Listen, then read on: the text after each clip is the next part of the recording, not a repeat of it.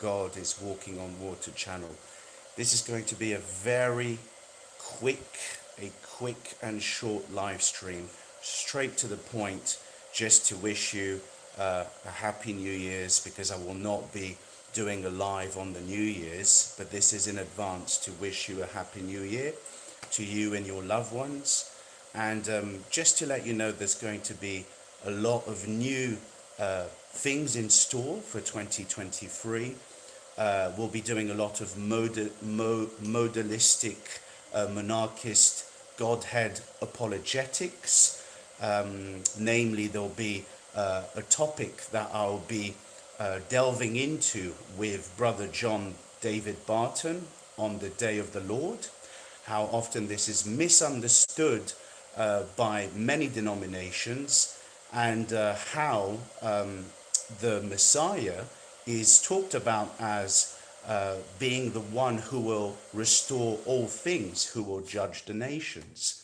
And we will see how this harmonizes with God, the Father, who is actually also referred to in the books of the prophets as the one who will restore all things and judge the world.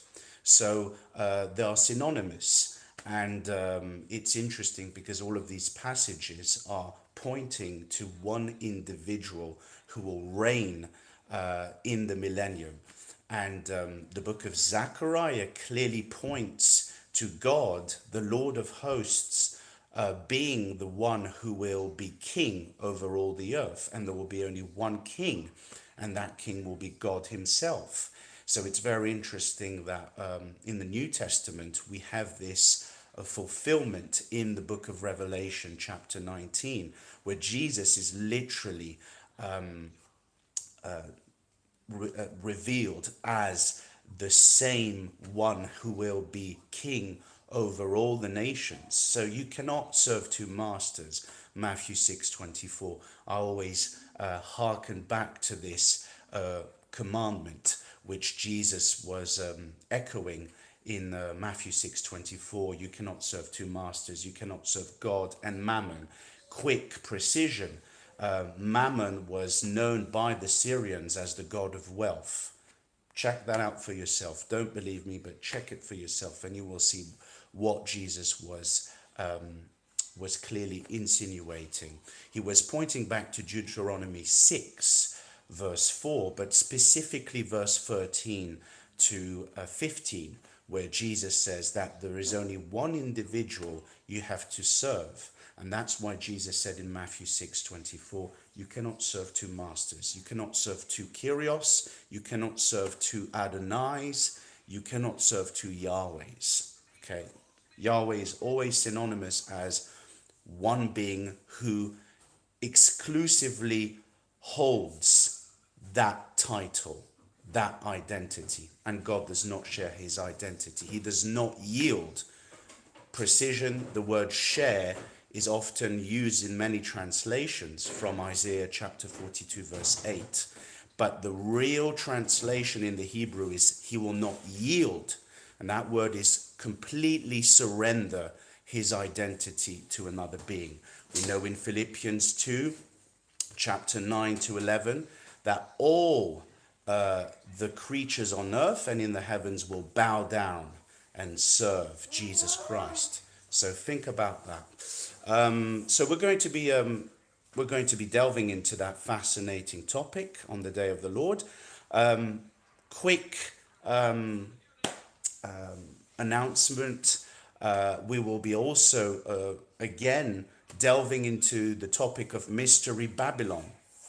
Many will say it's the Roman Catholic Church, and I am quite aware of the heresies and the pagan philosophy that the Roman Catholic Church has inherited, like the Trinity or the Marian dogma, which basically upholds the notion of Mary as someone to whom you can pray to. So we're going to be talking about Mystery Babylon as the, the, the identity of Mystery Babylon is clearly shown in the verses in the New Testament and specifically in the Old Testament from the prophet's mouths that Jerusalem was the location for this one world government in the last days. And we see this in Revelation chapter 11 and specifically chapter 17 and 18, which again harkens back to the expressions that we find in the book of the prophets, like the book of Isaiah, very important book. But we also find in Jeremiah many of these same titles, these same descriptions that were used by the prophets, alluding to Jerusalem as Mystery Babylon the Great. And it's a mystery. So again, coming back to what I briefly mentioned concerning the Roman Catholic Church, many apologists and many Christians will point to Mystery Babylon as Rome and being Rome, and they will usually state that Rome was alluded to by John the Apostle as Mystery Babylon.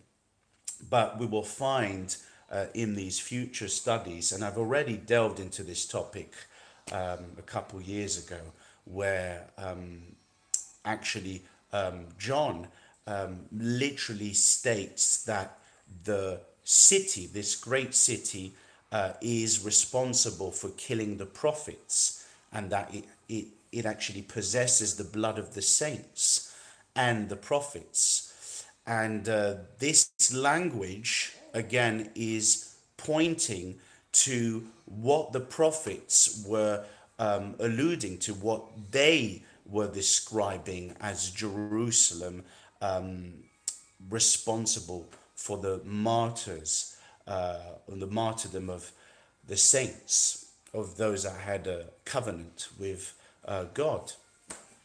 So no surprise. It is no surprise that Jesus said that. He stated this just before. I think it's in Matthew 23, where he says, "Jerusalem, Jerusalem, you who kill the prophets." And again, in the book of Zechariah, we find that there is an allusion to the shepherds of Israel as the ones who are ultimately responsible for the backsliding of the nation. And the priesthood is also mentioned in the book of Malachi and Micah. I believe it's in Micah, where the priesthood is mentioned also by Jeremiah as being corrupt and accepting bribes, and that they were partial in the law. And this is why God had to become a human being. He had to become a man in order to restore that line. Not only the Davidic royal line, which was given to first it was given to Saul, then David, because Saul was disobedient and partial in his role as a king, but this was given to Israel because Israel demanded for a king that they could behold. And this is the whole controversy. When Satan lied to Adam and Eve, saying, "You can be as gods," this is what Unitarians preach. This is ultimately, it's shrouded and it's sort of veiled subliminal references to this notion in the Trinity doctrine. But all religions are in agreement that somehow man can become God. And this is what the Antichrist will be, preaching in the last days. Now, many false messiahs have appeared like Hitler. Hitler is a good example, and I'll be talking about this. Hitler spoke many truths, but when you have a half-truth, it's no longer a truth. And the end of Germany was a terrible end that befell Germany, the nation of Germany. And the Messiah complex is alive and well in the 21st century. And we will see that God was the only person that could fulfill that role of living a perfect life, of being a sinless man, and fulfilling what man could not do with his own will, with his own strength. And that's why the Trinitarians, the Unitarians, and other sects, they have a false Messiah. They have another Jesus, because God does not yield his glory to another being. You have to worship one being, and that being is God. And God fulfilled that role when he came more than 2,000 years ago in the flesh. And this is why he's coming back. And this is why in the book of Zechariah chapter 12 verse 10 states that they will look upon me, God speaking in the first person, me whom they have pierced. This will this will be fulfilled. And we are awaiting this event. So there's a lot of good things in store, dear brothers and sisters. And I'm going to love you and leave you. And I hope this has whetted your appetite. Happy New Year, and may Jesus Christ bless you all.